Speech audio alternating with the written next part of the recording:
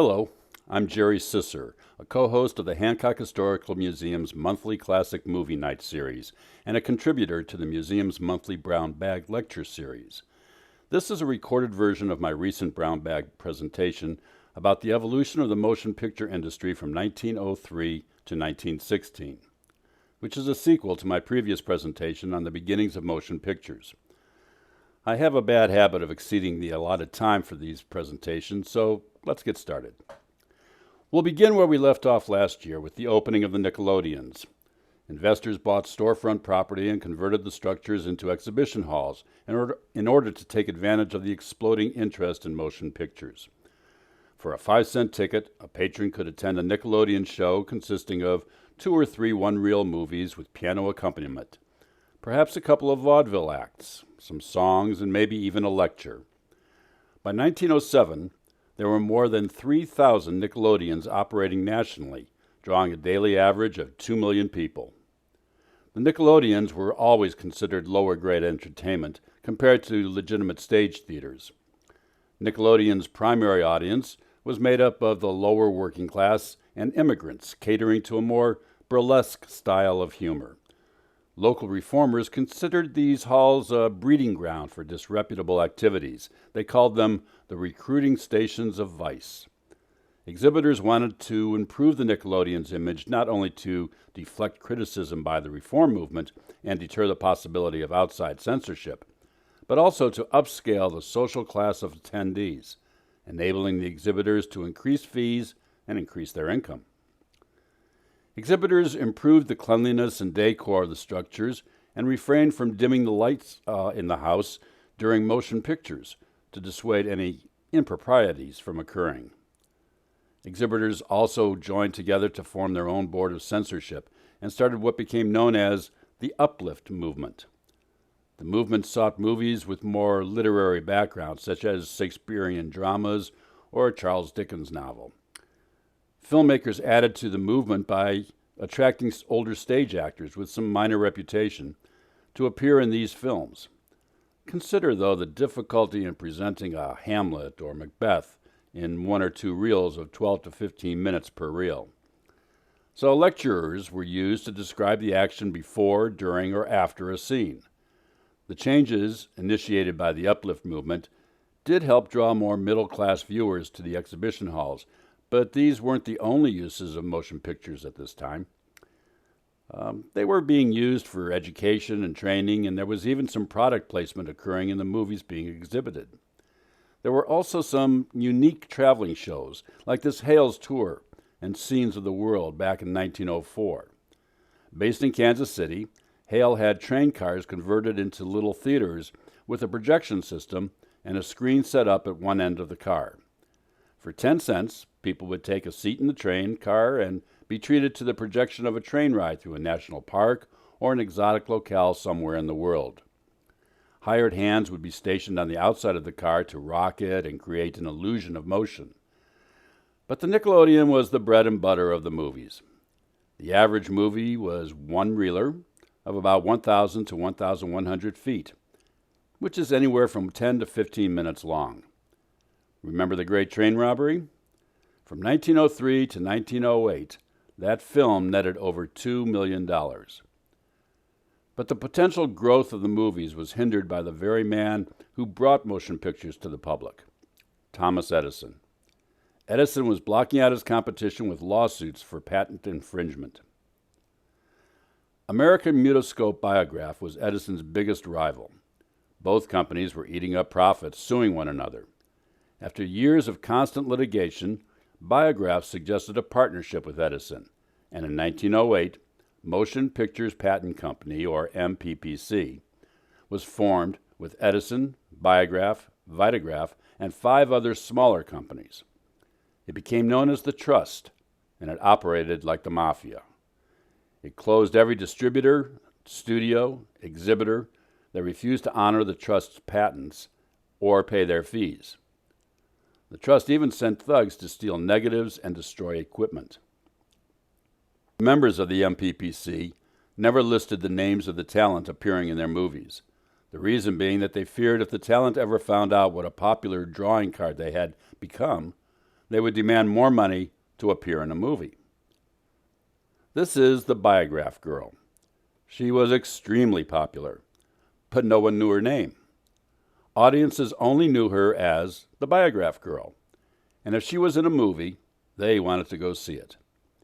Independent Motion Picture Company, commonly referred to as IMP, owned and operated by Carl Laemmle, secretly lured the Biograph Girl away from Biograph, and then planted a story in the press that she had been killed in a streetcar accident. Then, a couple of days later, Laemmle ran ads in the press blasting the streetcar story as a lie circulated by Biograph to thwart her career because she was negotiating for more money. In the ad, Laemmle also revealed the name of the Biograph Girl. She was Florence Lawrence, and she was now with IMP, and she would be making a live appearance the next day at the St. Louis train terminal. When Miss Lawrence made that appearance, she was mobbed by thousands of fans, which scared and shocked her. She couldn't understand how so many people would be so moved by someone they had only seen pictures of on screen. And thus, the star system was born, and Florence Lawrence was the first movie star. In a couple of years, she went from making $25 per week with Biograph to $500 per week with IMP. Unfortunately, it wasn't all a bed of roses for Florence.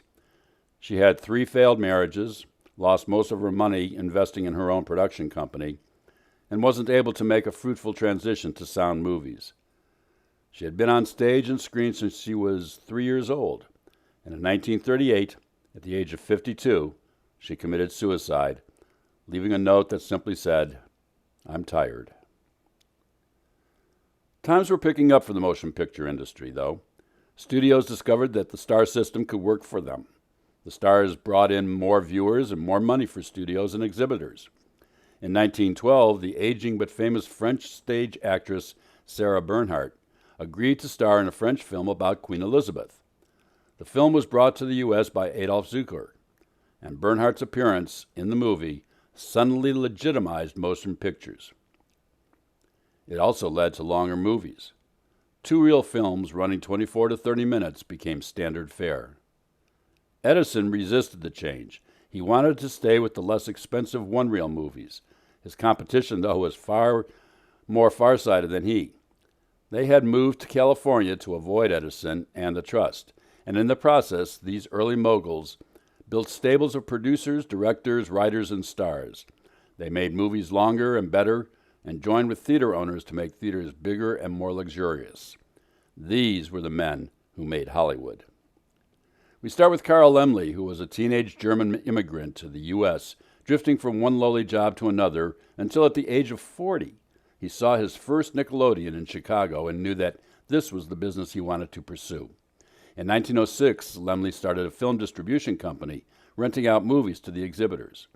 When the Edison Trust threatened him, he started his own production company, forming the Independent Motion Picture Company, IMP. He fought the Edison lawsuits and vigorously advertised against Edison. Then came the Biograph Girl episode, after which he followed up by luring the young Mary Pickford away from Biograph and made her a star. In 1912, he merged IMP with Universal Studio and eventually took over full control. His famous Universal City sprawled over 230 acres and had its own post office. Adolf Zukor was a 15-year-old orphan who immigrated to New York City from Hungary in 1888. He did well in the fur business and then invested in Nickelodeons. In 1912, Zukor was the one who bought the distribution rights to Sarah Bernhardt's Queen Elizabeth, which was a big success. In 1916, Zukor merged his small production company with the Jesse Lasky Feature Play Company, forming Paramount Studio, whose 1914 hit The Squaw Man was the first feature-length Western made in Hollywood. It also marked the debut of Cecil B. DeMille, whose name eventually became synonymous with epic motion pictures. Zukor, of slight stature, was known in the movie business as the Shark or the Killer. He dominated the other moguls and outlived them. He went into the office every morning until his death in 1976 at the age of 103. The formation of MGM Studios was a little more convoluted. The head of Metro Pictures in 1915 was Louis B. Mayer. a hard-fisted businessman who would not last long in the Me Too generation. In 1916, Samuel Goldfish partnered with Edgar Selwyn, forming Goldwyn Picture Corporation. Well, Sam Goldfish liked the name so much that he changed his name from Goldfish to Goldwyn. But unfortunately, he was then forced out of the business. It was not a major loss for him since he became a successful independent producer for the rest of his life. Marcus Max Lowe was the creative owner of a highly successful national chain of theaters. He bought Metro Pictures and retained Louis Mayer as head of operations. Unfortunately, Lowe died in 1927 of a heart attack, but MGM, with Louis B. Mayer at the helm, became a successful, prestigious film studio. While the moguls were developing the business of the filmmaking industry, Thomas Harper Ince was developing the process of filmmaking. He was born in Newport, Rhode Island in 1882, and Ince broke into the theater playing the rear end of a horse on stage. He joined Biograph Pictures in 1910, first as an actor, and then started writing and directing. In 1911, he went to California to supervise the operations of the Bison Company, a studio specializing in popular but crude westerns. Bison leased 18,000 acres in what is now Santa Monica. There, Ince created the standard industry practice of shooting from detailed scripts. Bison signed an entire Wild West show that was wintering in the area. They had real cowboys, real Indians, real horses, steers, wagons, and naturally they appeared in the movies. They also had another role. They patrolled the fences, running off Edison agents who were closing in on the installments. Ince installed a water supply system so filming could continue through the hot summer months.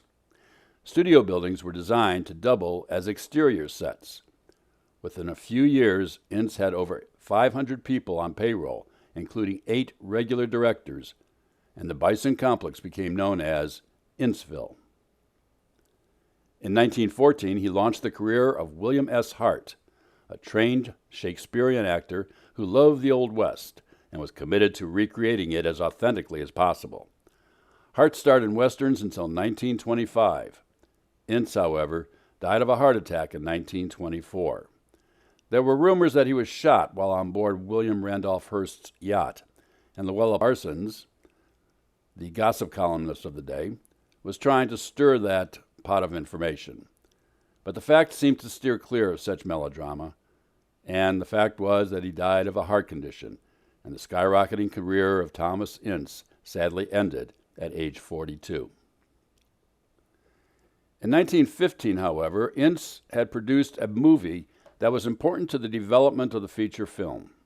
It was called The Italian, a melodramatic tearjerker about a gondolier from Venice named Beppo, who immigrates to America, saves enough money to bring his fiancée over, and starts a family, only to have his infant son die because the slum boss, who supposedly befriended Beppo, turns his back on him when he was needed most. The movie was significant because it starred a well-known Broadway star of the day named George Beban. Beban had debated a long time whether or not he should accept the part, since it could jeopardize his stage career. Beban's participation further legitimized American motion pictures. The movie also proved that viewers were willing to sit an hour and 15 minutes for one movie. And though they may be upscale themselves, they were willing to watch a film about poor immigrants if the story was compelling enough. As a sidelight, Francis Ford Coppola watched this movie a few times for inspiration while developing the atmosphere and storyline for his classic The Godfather. So, a more upscale class of people were starting to attend movie houses. People were willing and wanting to view longer films dealing with relevant topics, as well as escapist fare. Exhibitors started to fix up the theaters and charge a little more to keep pace with the class of patrons and the quality of the movies. The MPPC were among the last to move into the so-called feature films. Two-reelers were becoming common, but Edison was reluctant to move beyond the bankable one-reels. The method of lengthening a movie was also inconsistent and often inept. Some studios, Edison included, lengthened movies because that's what audiences expected. But the method would detract from the quality of the film.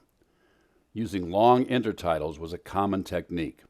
The titles would explain in too much detail what was going to happen in the coming scene, making the scene anticlimactic and boring. Many production companies were stuck in the model of watching a stage play. The camera remained in a fixed central position, with a wide shot and no camera movement. And to be fair, many critics of the day preferred that technique, considering the motion picture as an extension of the theatrical stage. Audiences began noting that biograph productions were much better produced. They were faster paced and involved the audience. As one critic at the time noted upon hearing comments from the audience after watching a movie in which a mother and child were rescued from housebreaking intruders, he overheard one woman say, "Oh, I'm so glad they saved them in time." It was obvious the audience were not just observers, they were part of the action, and they were involved in the film. And this is where we must pivot in the presentation, for not exclusively, but in large part, the reason for this development in motion pictures can be attributed to David Wark Griffith, a controversial figure not only in motion picture history, but in American history as well. Lillian Gish, the young actress Griffith discovered and made into a star, regarded D.W. Griffith as her mentor, and throughout her long career referred to him as Mr. Griffith. She described him as the director who introduced grammar to filmmaking. He understood the psychic strength of the lens, she said. Griffith didn't introduce cross-cutting or the close-up, but he used them most compellingly.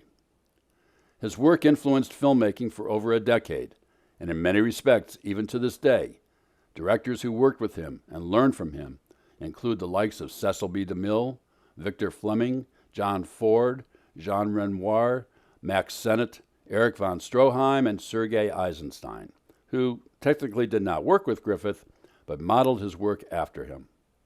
It should also be noted that Griffith was the director who coined the phrase, "lights, camera, action," while filming the movie in Old California. Griffith was born in a small town in Kentucky. His father was a colonel in the Confederacy during the Civil War, and young Griffith heard many stories while growing up about the war and the Reconstruction era from his father and his father's friends. But his father died when David was 10, leaving the family impoverished. The family was forced to sell the farm and move to Louisville, and D.W. quit school at the age of 14 to work and help support the family. He wanted to be a playwright, and at about 20 years old, he set out on that quest. But he did not meet with much success. His theater and acting experience was gained with a touring company. In 1908, he tried to sell a script to Biograph. They refused the script, but offered him an acting job. Although he felt film acting undignified, he needed the money and accepted. That's him saving the child from the giant eagle in the movie The Eagle's Nest, produced and directed by Edwin S. Porter. By chance, he was soon hired as a director at Biograph, and over the next 5 years, he produced and directed nearly 450 movies, virtually all of them one-reelers. He was the reason audiences preferred the Biograph films. Griffith's lasting fame has as much to do to good fortune as it has to his skill. First, unlike many of his contemporaries, his work has been preserved. Biograph continued the Edison tradition of copyrighting its movies and preserving them on paper rather than celluloid, which was highly flammable and decayed over time. Preserved paper copies lasted long enough to be transferred to more durable film products in later years. Second, he had the benefit of World War I, which I'll explain shortly. And third, he had a long-lasting alliance with Billy Bitzer, a pioneer in cinematography. Bitzer was the first cinematographer to use artificial light, the first to use a close-up, the first to use split screen, and develop three-point lighting. He improved in-camera fade and dissolve effects and invented what came to be known as transition tools. Bitzer and Griffith teamed up shortly after Griffith arrived at Biograph and worked together for the remainder of the silent era. A long run for both of them, but neither was able to successfully transition to the sound era. What we see here is one example of a Griffith-Bitzer production produced at Biograph in 1912 called The Girl and Her Trust, starring Dorothy Burhard and Wilfred Lucas. The plot is thin, but how much depth can you put into a one-reel action film? The manager of the small train depot and the girl telegraph operator haven't gotten past the flirting stage yet in their relationship. After the manager leaves for lunch, two itinerants enter the depot and steal a heavy payroll chest. The girl, who has successfully prevented that vagrant's entry into her office, telegraphs a distress call to a nearby depot, but she has second thoughts about abandoning the money that was left in her trust. So she jumps aboard the handcar that the thieves have taken to transport their loot. The station manager sees the dilemma, and while returning from lunch, and the chase is on. The plot is not unique to a one-reel narrative, but the camera shots, editing, and pacing are what distinguish this feature.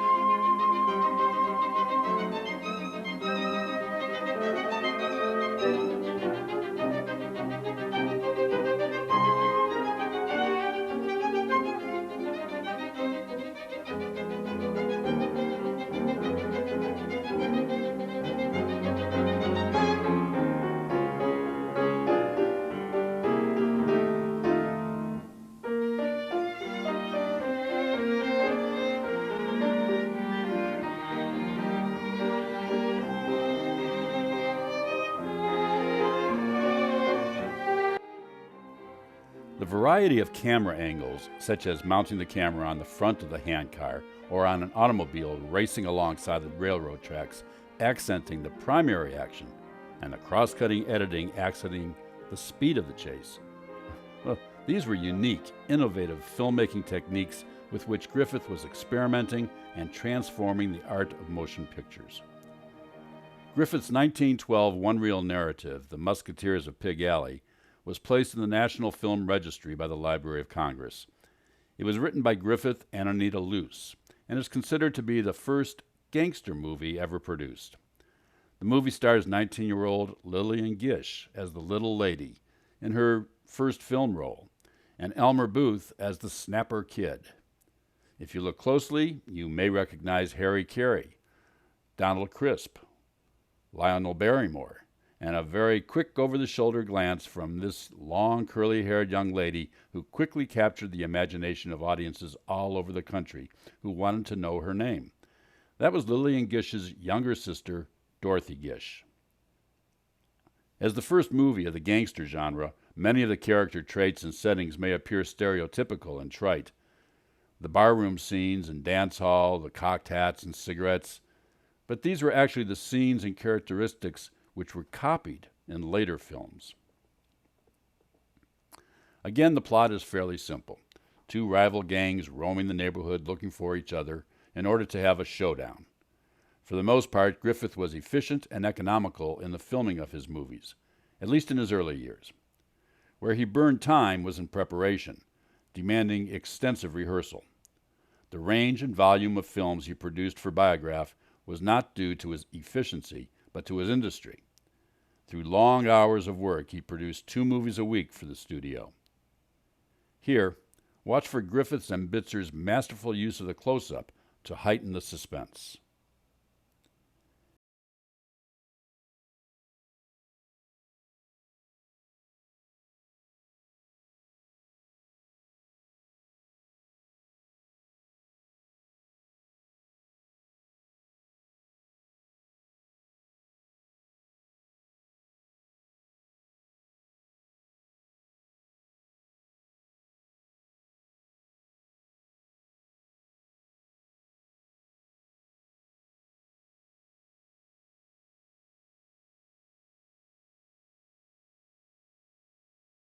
In the end, the little lady's boyfriend, who had been robbed by the Snapper Kid earlier, gets his money back and gets his girl, and the Snapper Kid gets his freedom.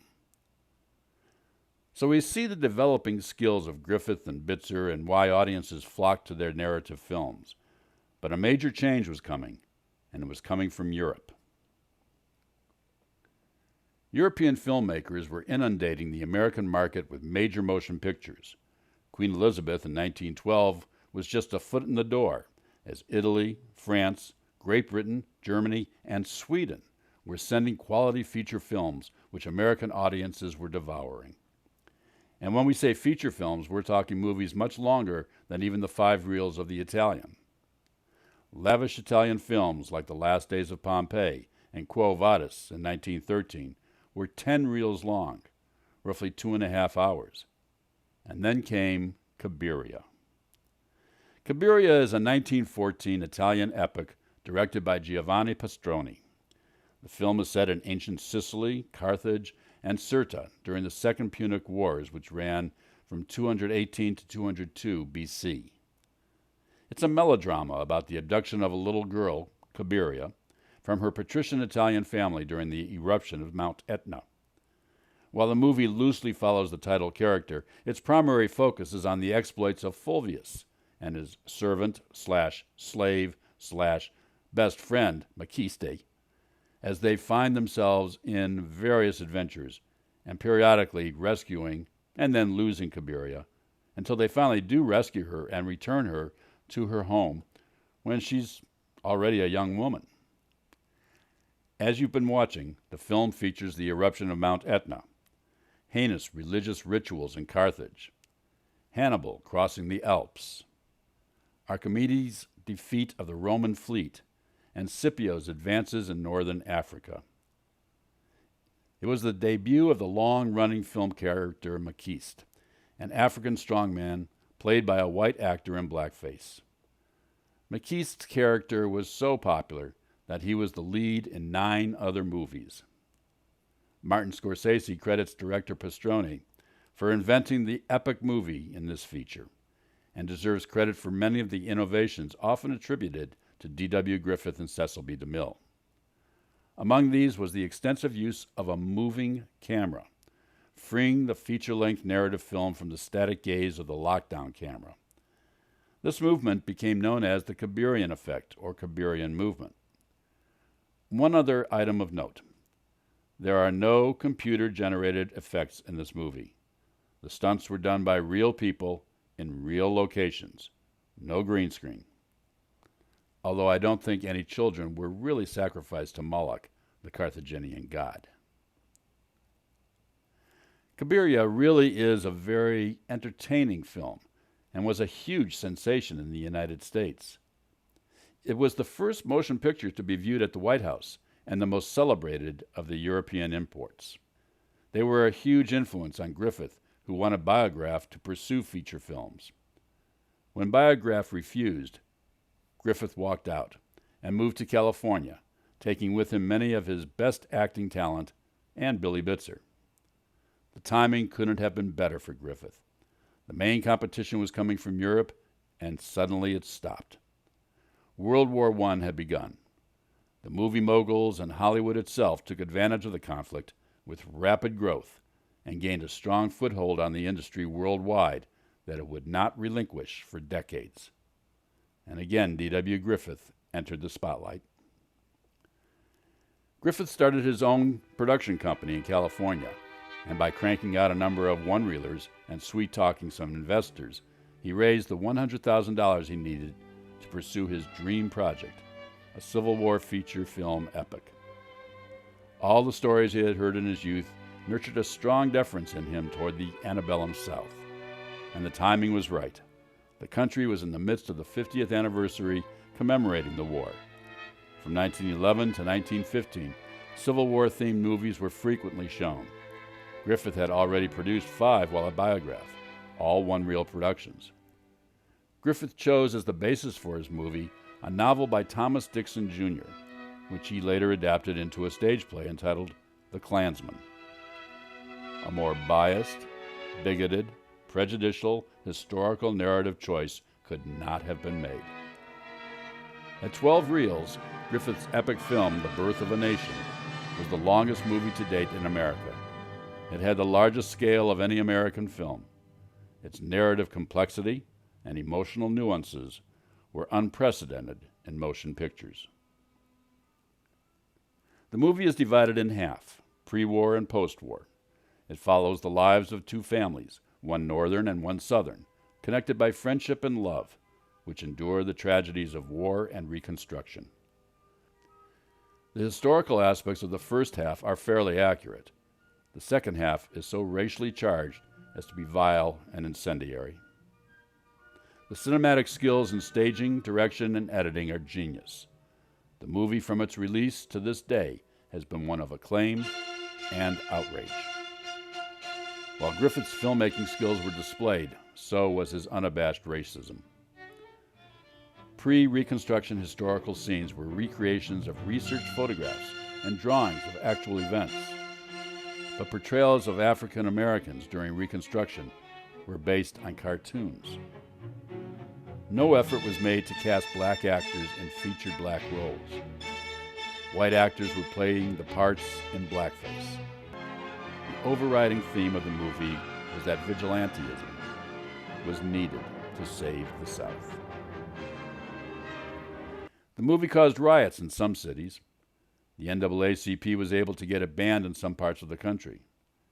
But it also energized a rebirth of the Ku Klux Klan and a reign of violence in the 1920s. The Birth of a Nation opened on Broadway in New York City to full houses at live theater ticket prices and ran for 44 weeks. It was re-released every few years over the next decade.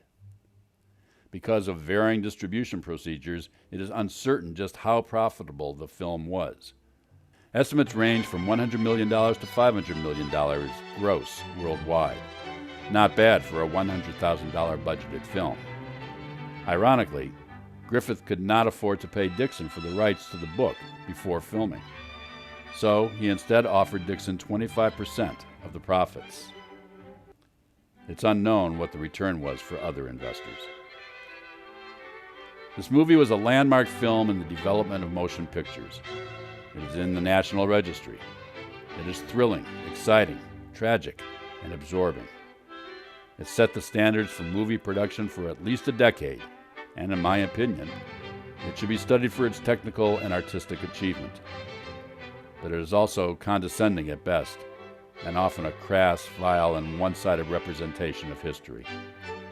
The fact that it was a sensational hit for so long speaks to the nature of the public who viewed it. While Griffith reaped a large financial reward for The Birth of a Nation, he was hurt and angered by the widespread moral criticism it generated.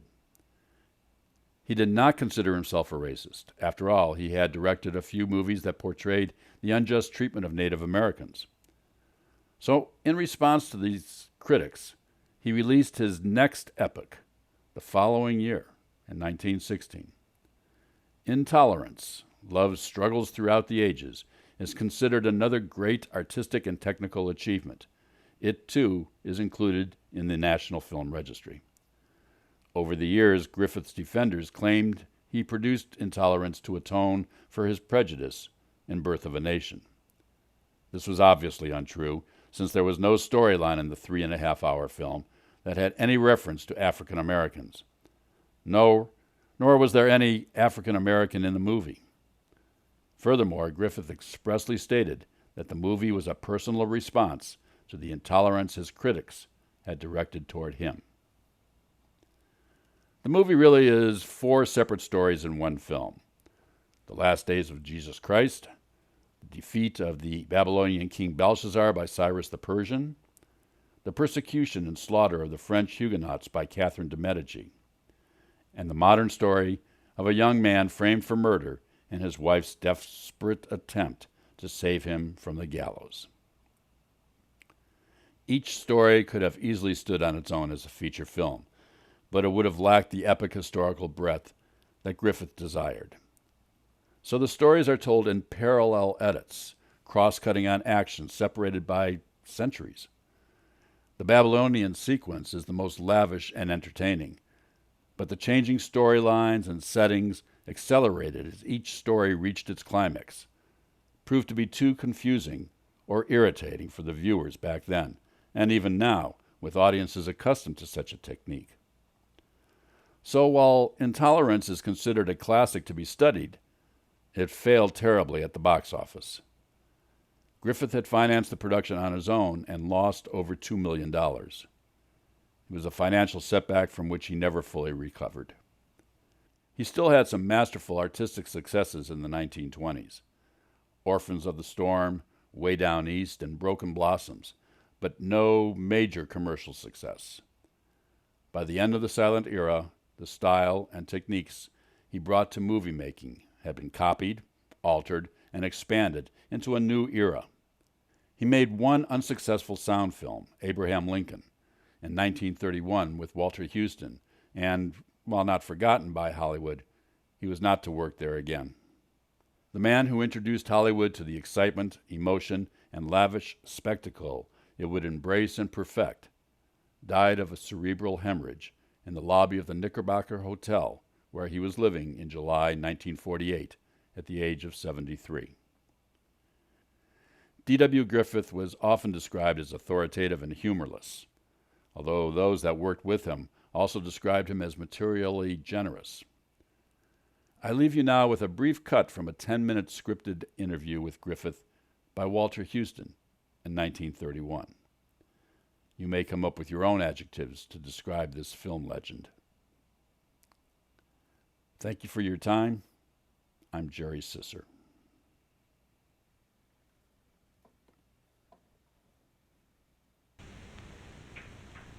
My father wore a sword like that. Now I want to ask you a question. Far ahead. When you made The Birth of a Nation, did you tell your father's story? Oh, no, I don't think so. Well, after you mention it, perhaps I did. How long did it take you? Say, you ask more questions. How long does it take to make anything? I suppose it began when I was a child. I used to get under the table and listen to my father and his friends talk about the battles they'd been through and their struggles. And those things impressed you deeply, and I suppose that got into the birth. You feel as though it were true? Yes, I feel so. True as that blade. Oh, that's natural enough, you know, when you've heard your father tell about fighting day after day, night after night, and having nothing to eat but parched corn, And about your mother staying up night after night sewing robes for the Klan. The Klan at that time was needed and served a purpose. Yes, I think it's true. But as Pontius Pilate said, truth? What is the truth? Well, it has stood the test of time. Still considered to be the best picture that was ever made. Must make you feel proud. Sir, thank you very much for that. If I thought you really thought it was the best pictures ever made, I would be tempted to be a little proud. But I don't know. You never get...